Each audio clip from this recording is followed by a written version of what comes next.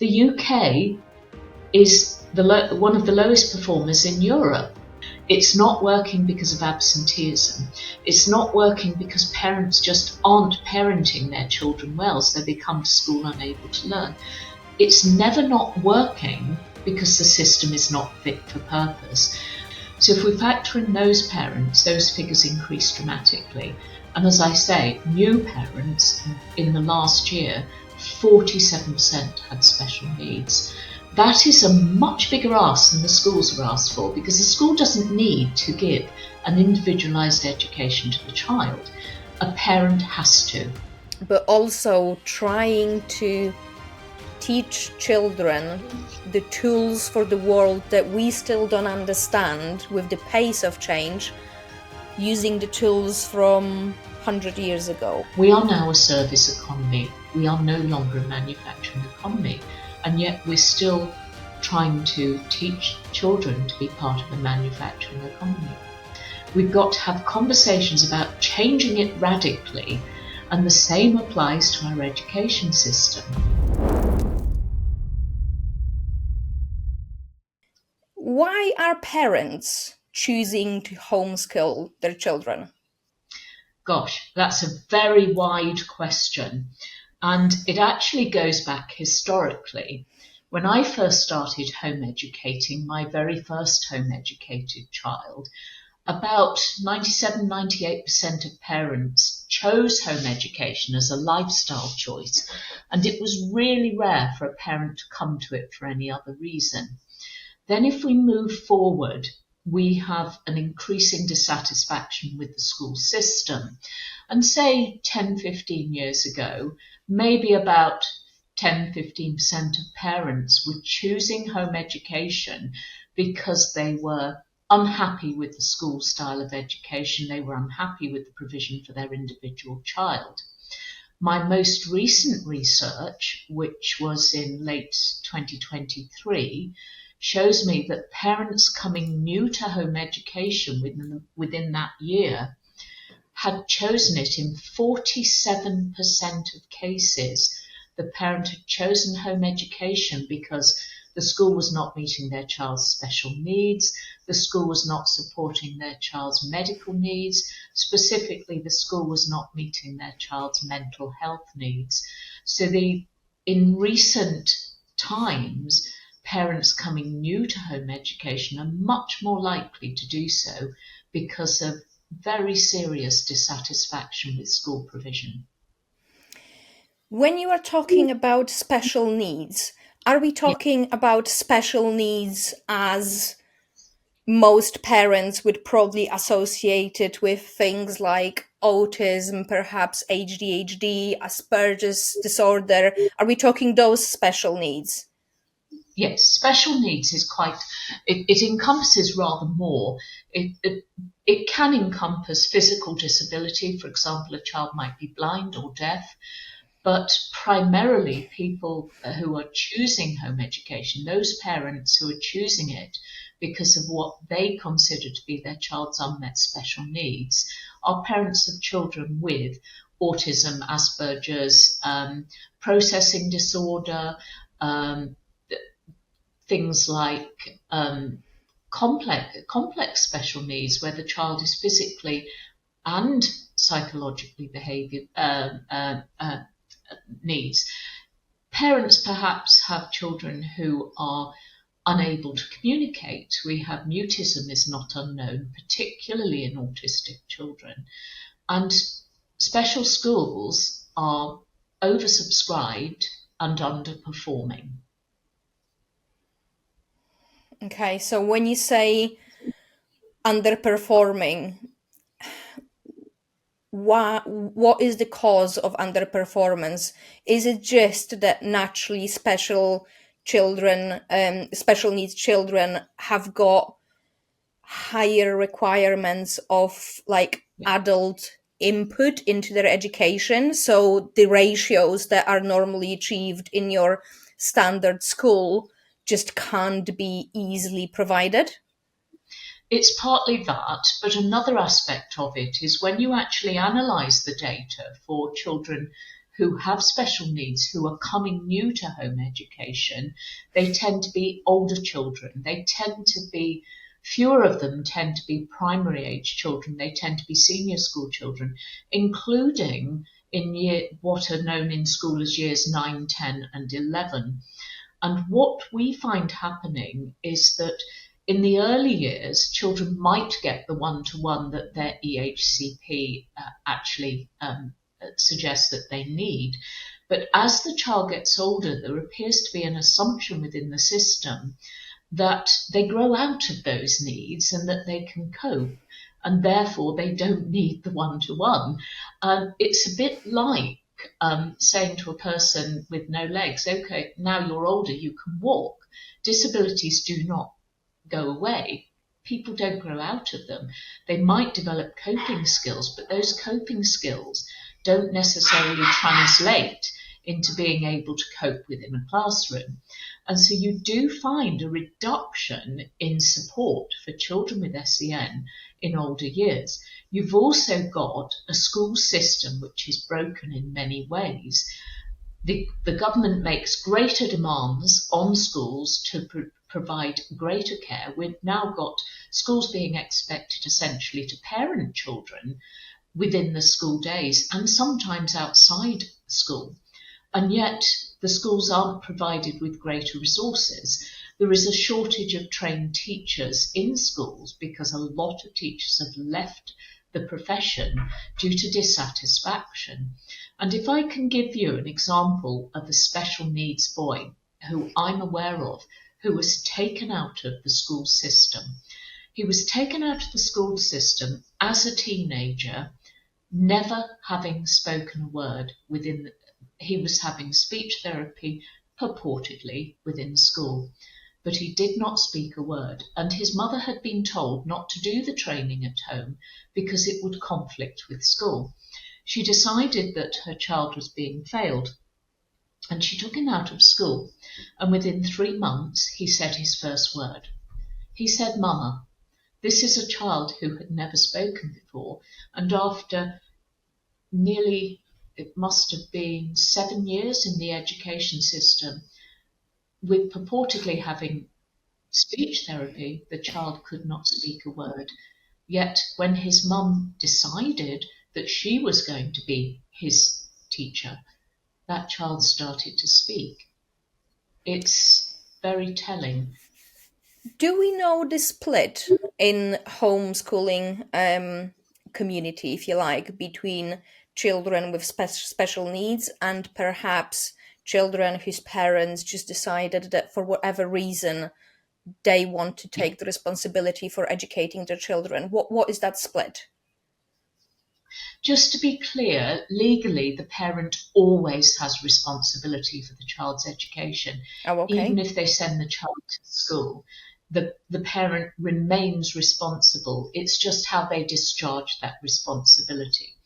If I look back at the data in 2022, we were roughly at 18% had withdrawn the child for some form of special need. Roughly the same amount had withdrawn the child because the child had unmet mental health problems, concerns about bullying or that sort of thing. And the lifestyle choice parents, the parents who felt that they could do a better job essentially, were around the 35% mark. If we factor in parents coming new to home education, and remember that there is what local authorities call churn, as parents are coming in, so other children are leaving because they age out or perhaps they go into the school system. So if we factor in those parents, those figures increase dramatically. And as I say, new parents in the last year, 47% had special needs. There is also a socioeconomic split, and that's really, really interesting because home education can be difficult. A lot of parents have to work, so making that decision can be tough. And so we see a socioeconomic split. We have approximately half of the parents home educating are on means-tested benefits. They're on very low incomes or means-tested benefits. And then you get a gap where you have very, very few home educating parents.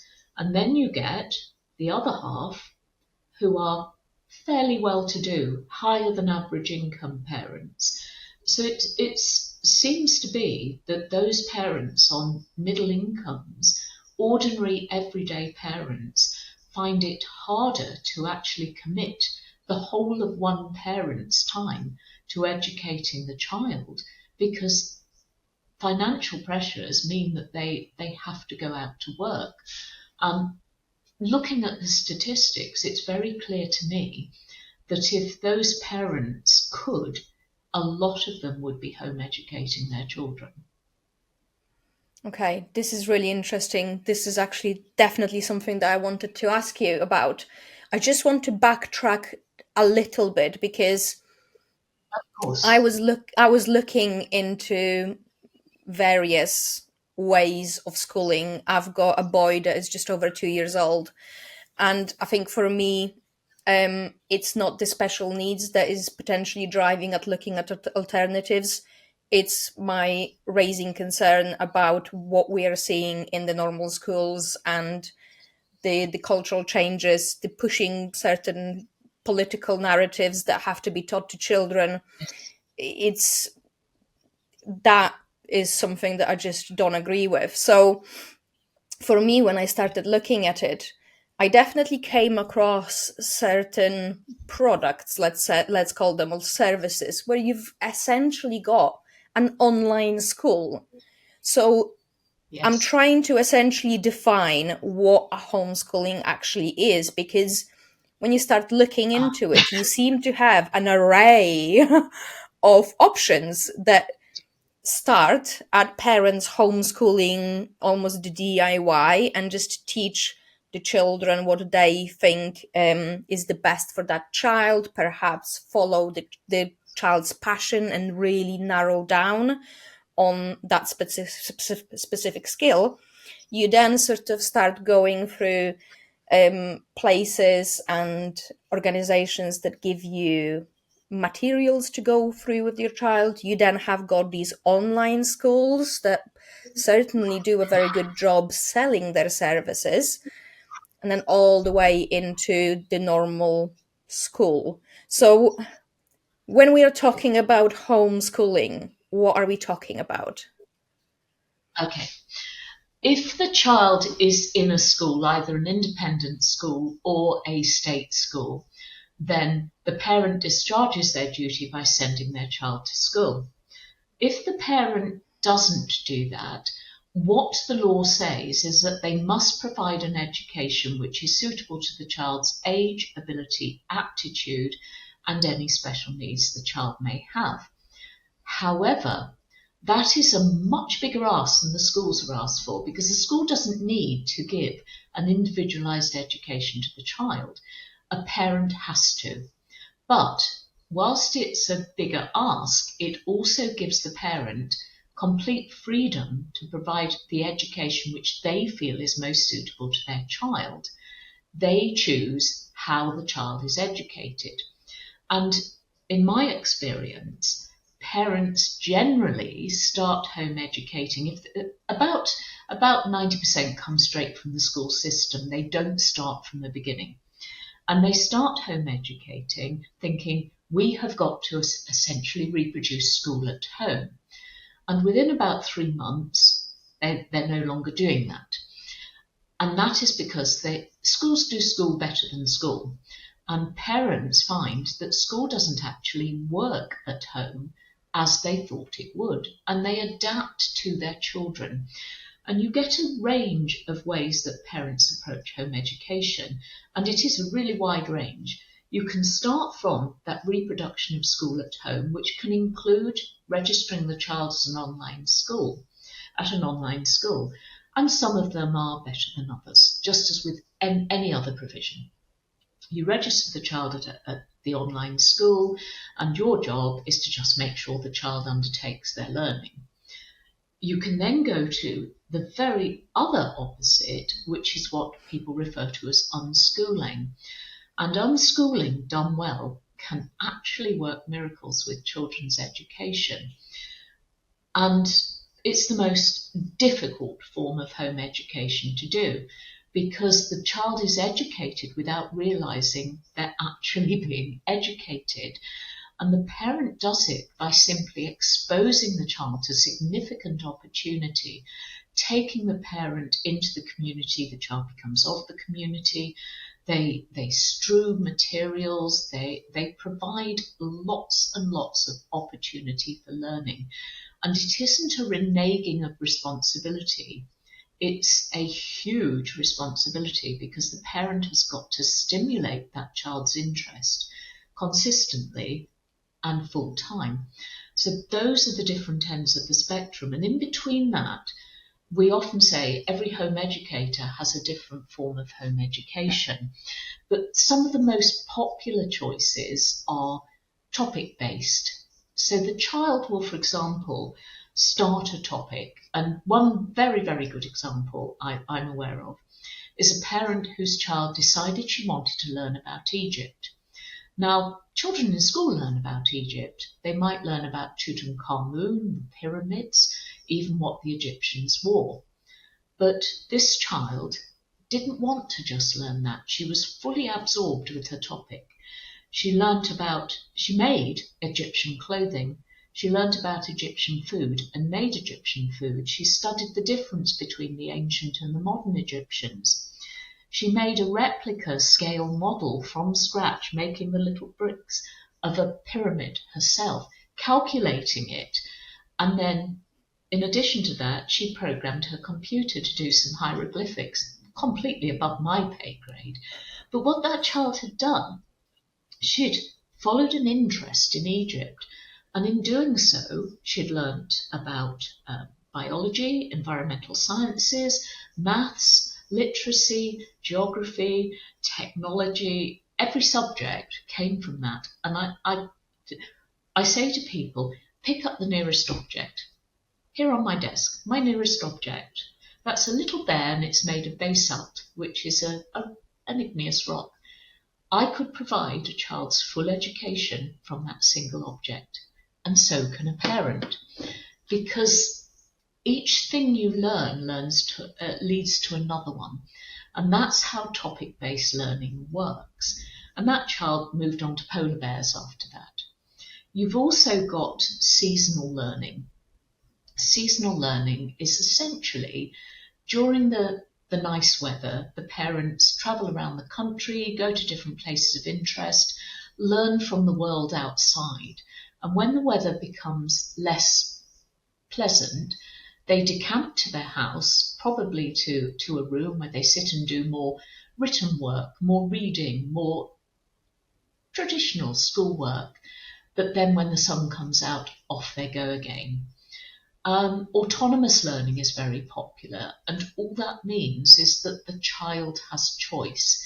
And probably the most popular form of that is that the child has some structure for maths and English usually, possibly science, and the rest of the learning is the child's choice. So the child will say what they want to do. My children were autonomously educated, but that doesn't mean to say that they were unschooled. What it means is they chose what they wanted to learn and when they learnt it. And one very good example is a grandchild who I home educated, who loved structure, and I would be given a time when I was to be available and told what I was to help him to learn. And he would turn up, and then he might just say, "The sun's shining, Grandma, I want to go flying. Can you take me to the airfield?" And my job was to ring the airfield, check that a plane was available, and drive him there to go flying. And off he'd go in his plane. And not many children go flying, but they might go to the park to see the squirrels, or go swimming, or just go out to play. But they are choosing when they are learning what. So that's autonomous. You've also got sort of the very structured, semi-structured, a mix of things. World schooling. World schooling is aspirational, and that is the parent travels around to different countries with the child, and the child becomes of the community within that country, learning from that community, and then they move on to somewhere else. And some parents will do that within the UK or within America or wherever they live, moving around different areas, moving and learning and being of different communities. I actually grew up in a world schooling manner, and it gives you a very wide outlook. It makes you very open-minded. It makes you want to learn and really interested. So those are some of the types, but give me 50 parents and you'll find 50 types of home education. Okay, that makes sense. Let's go back to the social economic Yep, application, or perhaps social economic split between the homeschooling, because what you've essentially described is a bell curve, right? We've got the least amount of yep, population percentage wise on each end, so either very wealthy or not so wealthy, and then probably the biggest curve on the bell, essentially, where you've got your middle classes, majority of the population. So yep. what do we know actually what is causing for the people on each side of the spectrum to be homeschooling? Yes, the pressures are different at different ends. Quite often, it's really interesting because the normal curve, you've got you've got normal distribution. The majority of people fall into the middle, whereas in home education, it's completely the reverse. And what we are seeing is that this is very, very often financially based. The parents who are on means tested benefits, and this is quite often parents of special needs children, because they need to be at home caring for the child, they cannot work. So very often they're on means tested benefits simply because their child needs so much of their commitment. And they really have no choice to go into the world of work. And they are committing to their children in a lot of different ways. But because they have that cushion of means tested benefits, although it's quite a difficult amount of money to live on, it means that they are secure in their ability to home educate their child because they know that they can survive on that income. And they're often parents who have to be really inventive about how they home educate because they don't have the resources to buy in education. You then have the higher earners who have the resources to buy in education. They tend to be more likely to buy in a program or to pay for tutors or to perhaps go to, they'll choose the theatre rather than the park. They'll choose their child to have visits abroad to see something they want to learn about rather than looking it up online because they've got the resources to do so. And they're often families where two-parent families are more common in that cohort. And one parent gives up work in order to home educate the child, or both parents perhaps go part-time.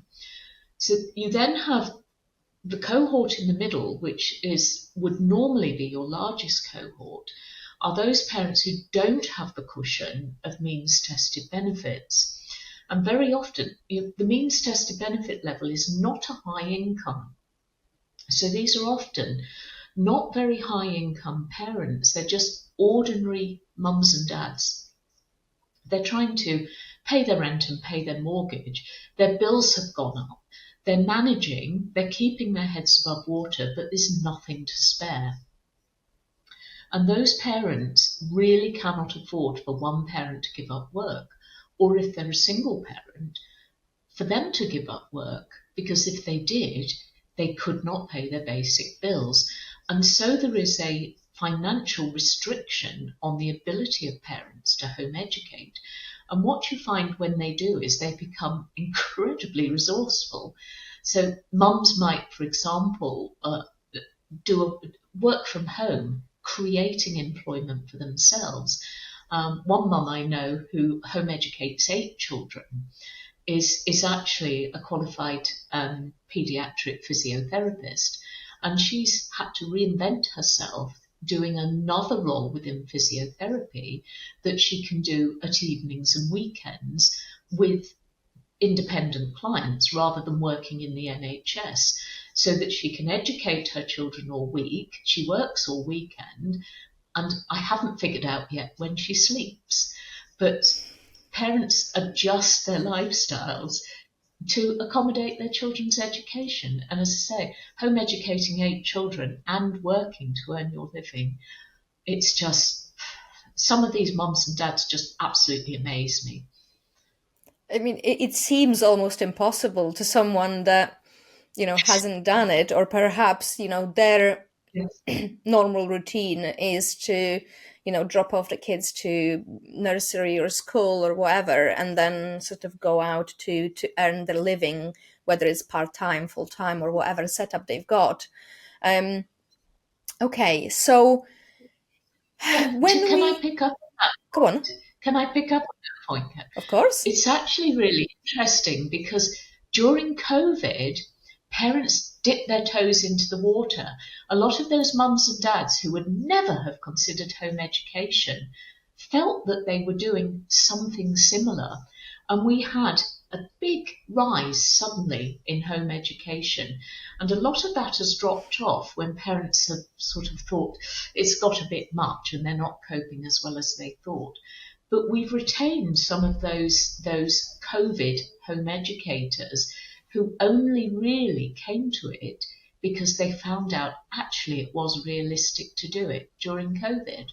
So Let's interesting. dive into COVID, because it was a very interesting experiment, I suppose, because suddenly, not by choice, but all children were homeschooled, or almost all children were homeschooled, and the parents went seemingly overnight from one lifestyle to having to adapt to another lifestyle. So, what have you found something surprising in the data of homeschooling, like during the Yes. pandemic and then after the pandemic? Yes. The parents often felt that they were home educating, but in fact they were COVID schooling, because they were being provided with the educational materials from the school, and most parents were simply doing whatever the school told them to do. But some parents became slightly renegade and decided to home educate themselves, and those are the ones who came to home education.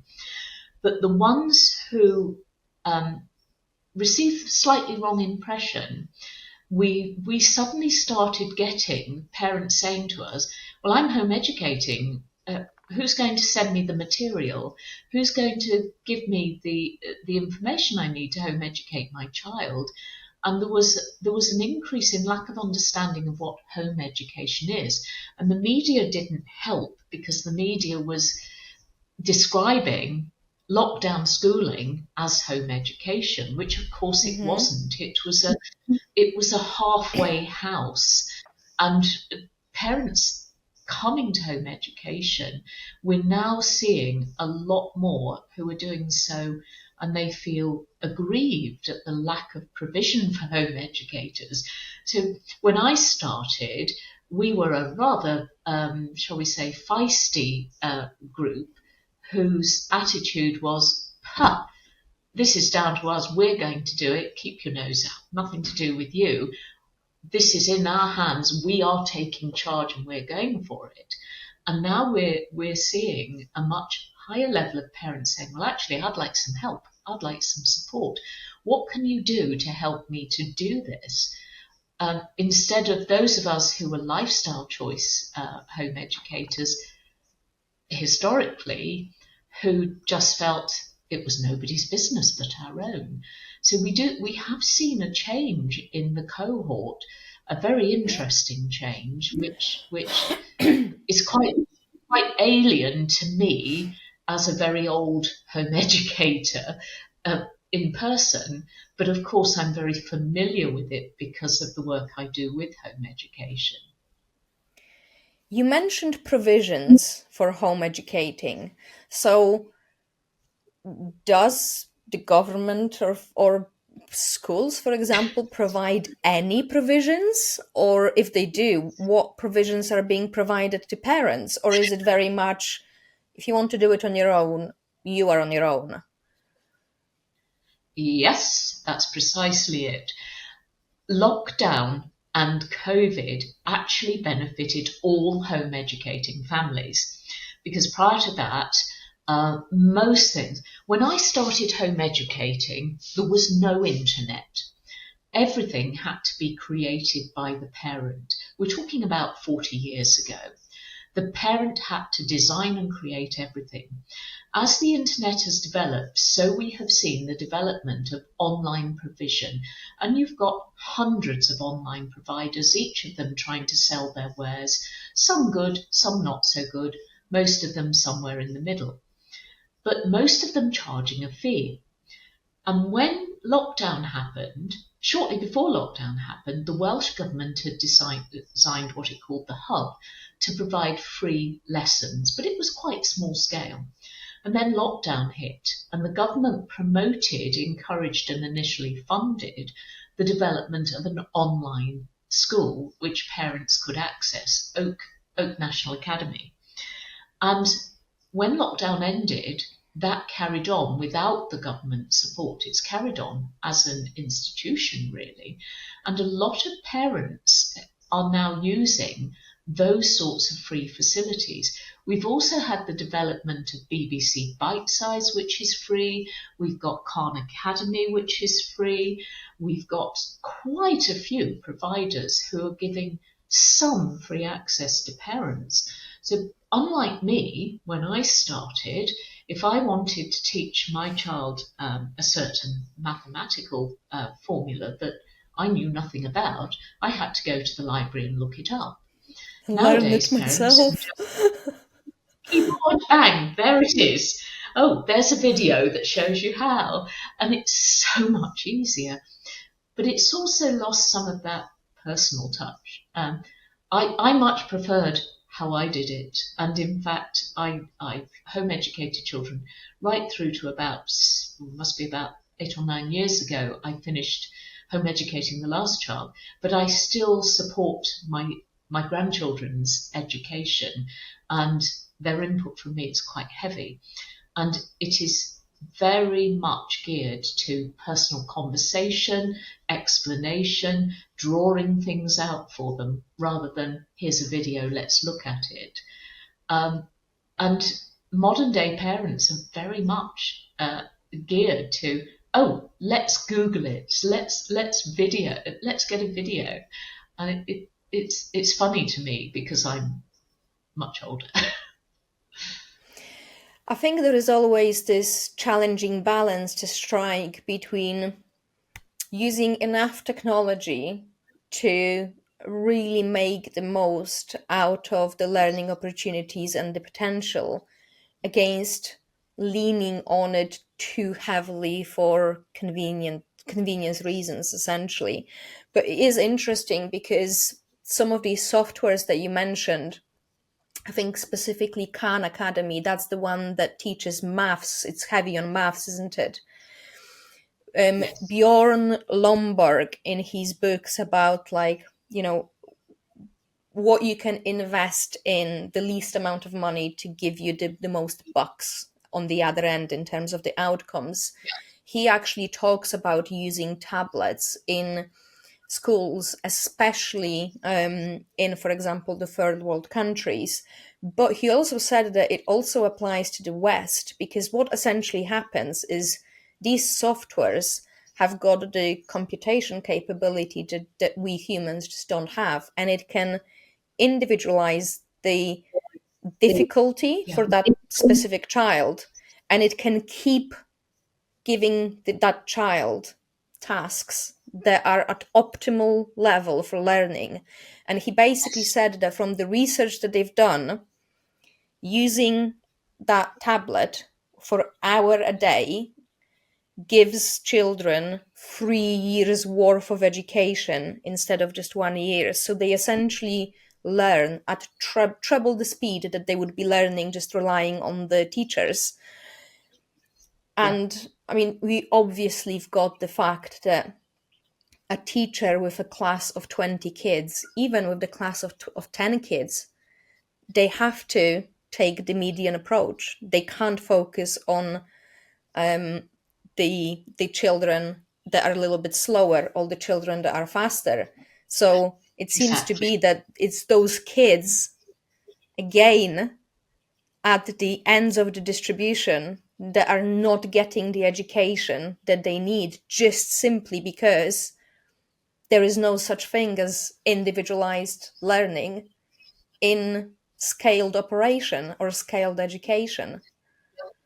With the best will in the world, if you've got a 30-minute lesson and you've got 30 children, that's 1 minute per child, even if all of the children are of a level and their behaviour is fine. Mm-hmm. You can't provide the same.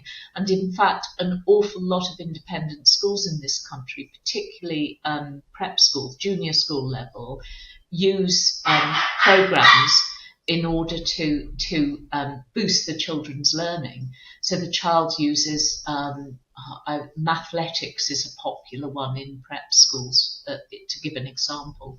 So they do have their place, but for me, they have very limited place because my brain works in the same way.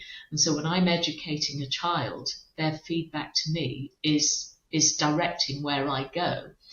And I think putting that into an algorithm works for most people.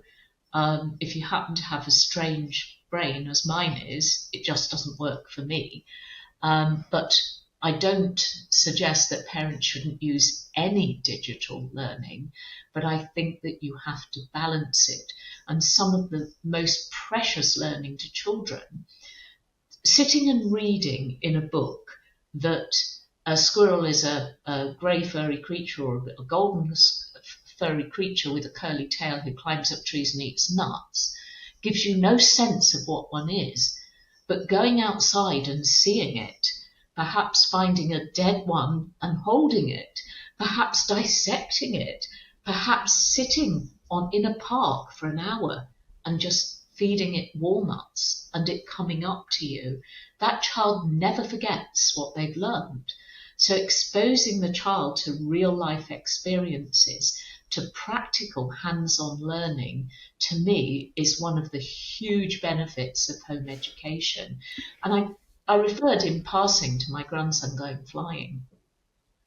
Going flying sounds like great fun, but in order to go flying, he had to understand wind speed, tilt of the aircraft, the physics of the aircraft, the lift, just his own bodily physiology and how it responded. He had to understand air law, he had to understand radio procedure, all of the things that you have to know to pilot an aircraft, which are practical skills that you take forward in life. And this is a child who qualified to fly before he passed his driving test, but he passed his driving test very readily because that skill set was ingrained. And the same is with the child who goes to the park to study the squirrel. Because if that child, as they're getting older, wants perhaps to work with animals, they've gained an understanding of the need to be calm, the need to understand the animal's diet, how the animal moves, how it relates to you as a human, and they have transferable skills. So I think that using technology is really good in its place, but you do have to expose the child to the world and what it has to offer. So, how, for example, would you guide the parents that are perhaps not experienced in homeschooling yet? How to strike that balance? Because there is so much, again, between being reliant very little on technology and, again, very heavily on technology. And I think most parents are really becoming switched on. The screen time, excessive screen time especially, is not ideal for kids. So talking about balances, do we have Yeah. any data that actually tells us where that balance is? That's outside my specific remit, because the studies that exist are mainly studies of children in the third world or children within schools. There are no specific studies of home educated children. But my advice to parents is very, very simple. Listen to your child, speak to your child, observe your child, trust your instincts and trust your child. That if you're finding that your child, for example, let's go back to Egypt. Your child wants to learn about Egypt. They're looking things up on a screen, and they've perhaps spent an hour looking things up on a screen. In the meantime, the mum or dad might have found some fabric, or perhaps ordered some fabric, and says to the child, direct the child to something more practical. Talk to the child, because what an awful lot of parents aren't doing as much as they did in my generation is talking to their children and listening to their children. We're all too heavily engaged with screens. The children have their heads in their device. The parents are on their phones, and you see it with parents with pushchairs or prams pushing the baby, facing away from them, and they're on their phone. When I was a mother, a young mother, all pushchairs and prams faced toward you, and the mother walked along talking to the child. And children have lost that. So regarner that communication and develop periods of time when you are talking to the child and discussing what they're learning, because in that way you can learn from your child how much one-to-one, how much individual time and how much screen time is working for them. So trust your instincts, because parents have good instincts when they stop listening to retailers selling them goods. Trust your instincts. Mm. Okay, so let's talk about academic achievements. What I'm Yeah. trying to distill over here is we've got different types of skill sets. There are practical skill sets, and more academic lenient skills.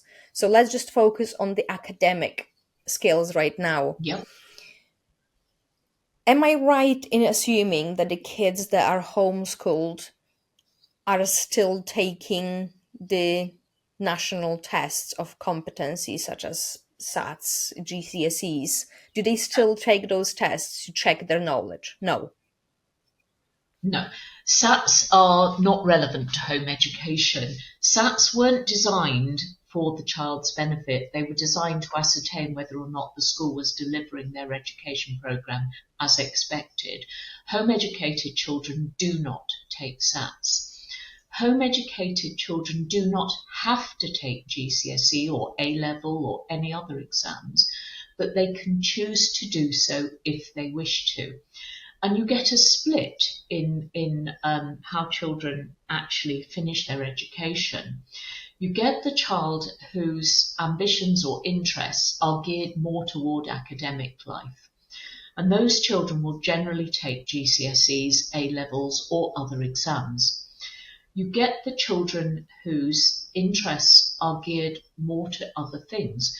So, for example, you have a high proportion of self-motivated entrepreneurial children within the world of home education, because to come to home education, the parent has to be fairly independently minded, and therefore they tend to have children who are slightly more independently minded because they have strong skills in that area. And those children will often develop their businesses quite young within their education. One child I'm aware of started developing their cake business aged about 7. the child is now in their early teens and is making about £1,000 a year from their cake business, but has learnt, it's a little part-time thing, but has learnt how to develop a business from that. I'm aware of home educated children who are software developers, all manner of things. One boy who could not read and write and went off following his instincts, learning to whittle and carve and to use his hands with tools. He's now an internationally renowned woodworker. He makes art and craft and furniture from wood, and he is in demand and earns a very nice living. So in home education, in school, every child has to sit a set amount of GCSEs, and the impression is given that your life is ruined if you don't get them. Whereas in fact, in home education, children are guided toward what is right for them. So if the child's ambition is to become a hairdresser, they don't need to sit physics GCSE or geography necessarily. If they want to, they can, but they might instead do courses on hairdressing or the chemicals involved in dyes and things like that. And that's really common with home educated children who are less interested in the academic side. On the other hand, you get those children who are highly academic, who do take GCSEs and exams, and in fact it's not common, but it's also not rare for them to take degree courses very young. One of my own got a first class honours degree aged 15. One of my children who I home educated did GCSEs at age about 11 or 12, A-levels at 14 or 15, and then decided to do a photography course, a creative writing course. She learned car mechanics. And then when she was about 16, she decided she was going to do something. She trained as a riding instructor. She then decided that she ought to go to university, so she'd take a few A-levels through. She actually went to grammar school for a year to do them. And she went to university and is now a professional woman in a very highly academic field. But that was because that was what was right for her. And another of my children, my grandchildren, who I did some home education with, she did some school but some home education, has a business which she set up herself, creating cosmetics, and she makes her living from her own business. She wasn't ever going to be an academic success, but she's certainly a success as a person because she's living a productive life where she's independent and where she's happy. So it's about what is right for the child. If you have a 5-year-old, when your little child who's now 2 is 5, if they suddenly decide their ambition is to be a tractor driver, your education at that point should be geared toward helping that child to be a tractor driver. 1 month later, that child will probably want to be a cat. And your education at that point will probably change to being all about cats. I have a grandson who was a cat for about 1.5 years, 2 years. He spoke cat.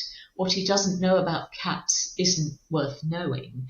And he acted the cat, he wore cat outfits, he spoke cat, and getting any sense out of him in anything but cat language was really difficult. But he became very knowledgeable. And then he became obsessed with roller coasters. So the ideal education for a child might change as the child's interests and ambitions change. The 5-year-old who wanted to be a tractor driver might just, when they're 17 or 18, become a farm worker, but they might also turn out to be a lecturer in neurosciences, and you'll find out along the way. And parents who home educate have to be incredibly adaptable. It's great fun. I definitely get the sense of adventure, because the one thing that I'm noticing now in schools, and certainly looking at myself, I'm in my sort of later 30s. My interests over time really changed. And if I just focused on what I thought I wanted to do when I was 16, 14, when I really started choosing the tilt of my education within the secondary school, you are clueless quite often at that time what you want to do. And I think, especially if you are getting your normal education, when they are essentially trying to give you a certain level of education in most topics, it's a very general, widespread education. Quite often, Yeah. you haven't actually found just the thing that you want to focus on. And I think the way that we structure our entire education is starting to become outdated, not just because of the pace of change of technology and Mm. how quickly perhaps sitting behind a desk for 7 hours is not really what's required or even the best for that child in the modern environment, but also trying to teach children the tools for the world that we still don't understand with the pace of change, using the tools from 100 years ago or 70 years ago. Exactly. It's that Exactly. gap that I think is starting to open up in a lot of Yes. changes. And I think you're Okay. right. And that lifestyle education, people who choose home education as a lifestyle choice, it's very often because they recognize that.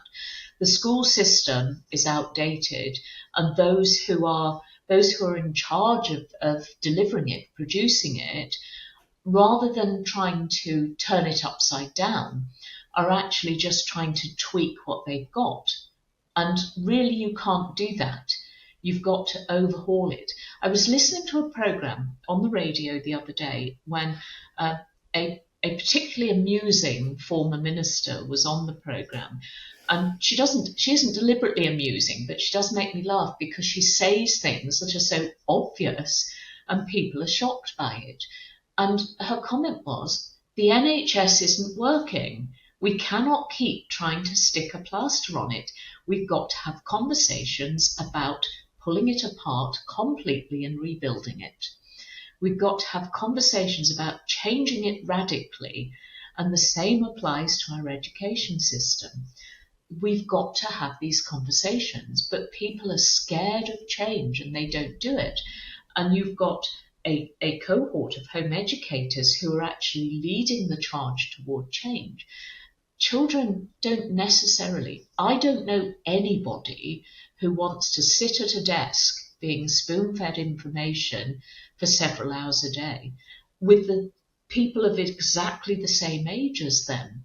And people are discovering forest schools, they're discovering different forms of education, and home education is really leading that drive because parents are recognizing that the school system is no longer fit for purpose. And it isn't. It isn't. When I went to school, and I still haven't decided what I want to be when I grow up, and I'm a great grandmother. When I went to school, nobody ever, there was nothing that geared me toward my natural talent. My natural talent is the law. I love the law. I absolutely love working within the law. But when I was at school, there was nothing to support me in a career in the law. Girls did not have professional careers when I was a child. I wasn't allowed to learn chemistry or physics. Had I been, I might have become a chemist or a physicist, but girls weren't allowed to. And that changed shortly after I left school. But I left school not knowing what I wanted to do when I grew up. And I did lots of different things. Over my life, I've done an awful lot of different things in different ways, often voluntary. And I have this background of having worked in the law for many years, but at the same time, I've retrained as this or I've qualified as that. And it's because I've always had a sense of never quite knowing what I want to do when I grow up. And our children are not in schools, are not given the tools to know what they want because they don't have exposure to everything they could have at that time. And as you say, when you left school, the world was a very different place to the world you're in now. Our children, our grandchildren, our great-grandchildren aren't going to be living in the world we're living in now. Their world is going to be very different. How can we possibly say that this rigid system of sit at your desk and be fed information is going to equip them? In very basic terms, our national curriculum was designed for an economy which was based on manufacture. It was based in a manufacturing economy. We are now a service economy. We are no longer a manufacturing economy. And yet we're still trying to teach children to be part of a manufacturing economy. I've heard that the setup of the school, where you've got all the kids at the back of the class looking at one teacher, the regimented Yeah. sort of way, the bell ringing, telling kids what to do, all that actually came from how factories used to be run, and currently it's all being sort of just put into school. Yes. We now know that structurally there are issues within the education. Yeah. There is a gentleman called Richard Reeves, and he wrote a book called Of Boys and Men.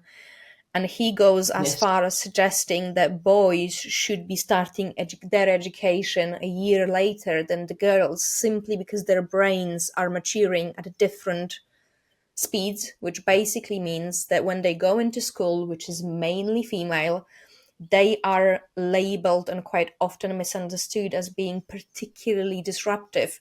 It's not necessarily because they're disruptive, but young boys, for them, sitting behind a desk for 7 hours a day, from the energy point of view that they've got to burn, it's almost impossible and stay focused. And then because of their slightly delayed or different path of brain development, they simply don't have capability.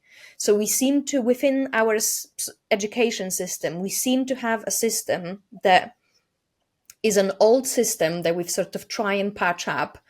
But as we do that, it's not fit for purpose for many, and many kids fall in between the gaps. Is there Yeah. anyone in government actually looking at overhauling the education?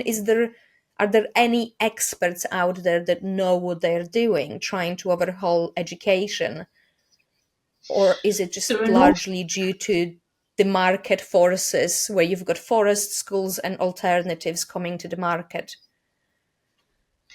It's market forces basically, and academics. We have quite a few academics trying to get across to government the fact that the system needs to change. But having observed government over the last 40 years in connection with alternative education, the more laissez-faire approach, the more that parents come to home education and other forms of alternative education, the more they seem to dig their heels in and become more restrictive and to try to gain more oversight. There appears to be a fear of change. There is no appetite within government to overhaul the system. There is a recognition that it's not working, but we tend to have a blame culture. Well, it's not working because parents aren't getting their children to school regularly.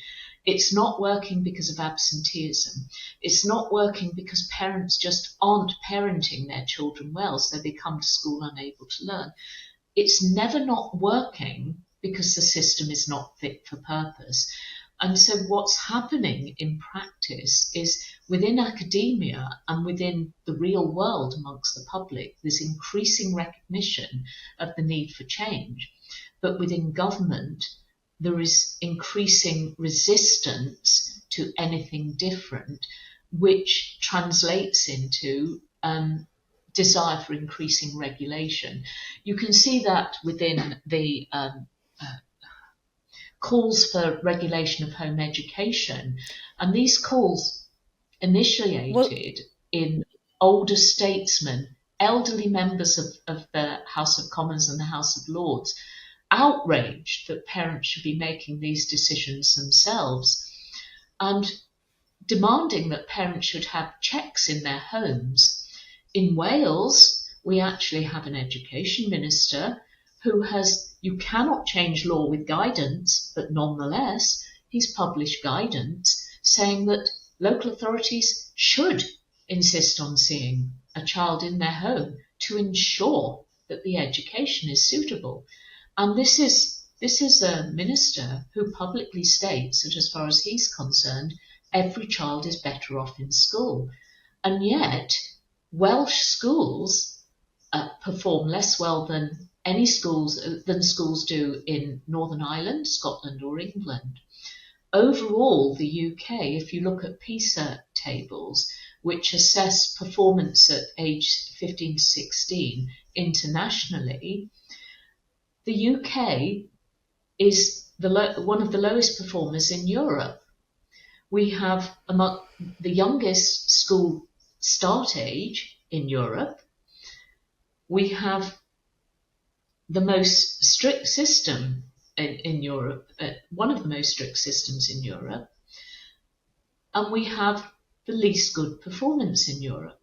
So, for example, we're telling our children to pick up a pen and start writing. We used to do that at about 5 or 6. We're now doing it at 3 or 4. We're putting children in school at 3 or 4 years old and asking them to pick up a pen and start writing. And I'm seeing court cases where one parent is arguing, my child's behind, he mustn't be home educated because he's 4 years old and he can't write, or he's 6 years old and he's not reading and writing. And yet a child's hand development physically is not ready to write until they're about 7 years old. Now in the rest of Europe, children often don't start school until they're 6 or 7 years old, when they're more ready to actually learn those skills. And yet those countries have got higher performance amongst their young people leaving school.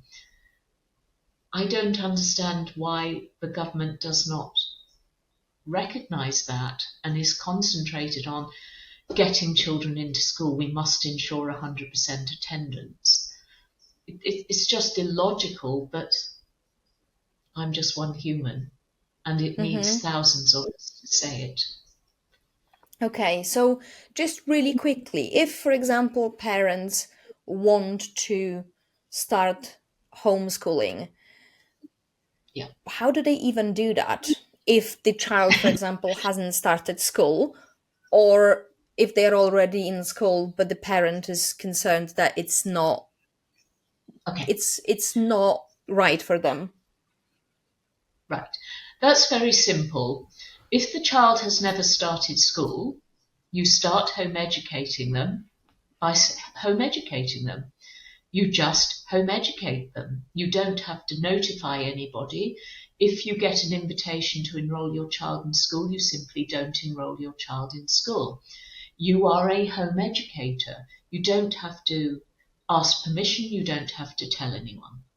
If you have enrolled your child in school and it's a mainstream school, then all you have to do is give a notice to the school saying, please remove my child from the roll with immediate effect because he or she is now home educated.